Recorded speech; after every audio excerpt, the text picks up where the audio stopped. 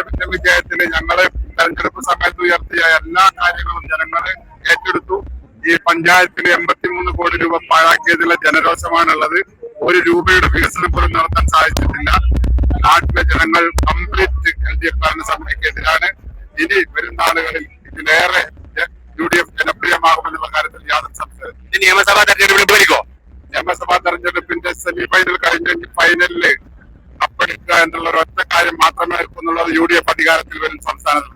MM മണിയുടെ ഒരു പ്രസ്താവന കേട്ടിട്ടുണ്ടാവും. എന്താണ് അതിനെ കുറിച്ച് പറയാൻ? MM മണിയൊന്നും കേരള രാഷ്ട്രീയത്തിന്റെ ഔട്ടായ ആളാണ്. MM മണിയുടെ പ്രസ്താവനക്കൊന്നും ഒരു വിലയും നിലയും കേരളത്തിൽ ഇപ്പോഴില്ല. അത്രമാത്രം സംസ്കാര സമ്പന്നമാണ് കേരളം. സംസ്ഥാന സർക്കാരിനേറ്റ ആ ഒരു കരണത്തിൽ കൊണ്ടൊരു അടിയാണിത്. തീർച്ചയായിട്ടും സംസ്ഥാന സർക്കാരിനേറ്റ വലിയ ഒരു പ്രഹരം തന്നെയാണിത്. ഭരണവിരുദ്ധ വികാരം എല്ലാ തലങ്ങളിലുമുണ്ട്.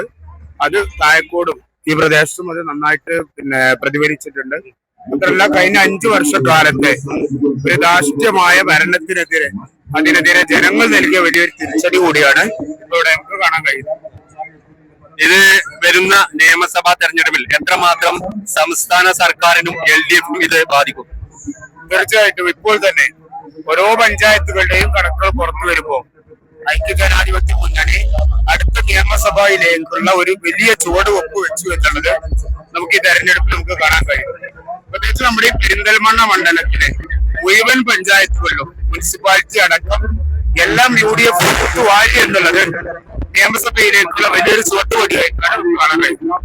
പെരിന്തൽമണ്ണ സംബന്ധിച്ചിടത്തോളം പെരിന്തൽമണ്ണയുടെ MLA കുറിച്ച് എന്താണ് പറയാം? MLA സംബന്ധിച്ചിടത്തോളം MLA നിലയും വലിപ്പവും എത്രത്തോളം ഉണ്ട് എന്ന് MLA പരിഹസിക്കുന്നവർക്ക് കാണിച്ചു കൊടുക്കാൻ കഴിഞ്ഞ ഒരു തെരഞ്ഞെടുപ്പായിട്ടാണ് ഞങ്ങൾ ഇതിൽ കാണുന്നത്.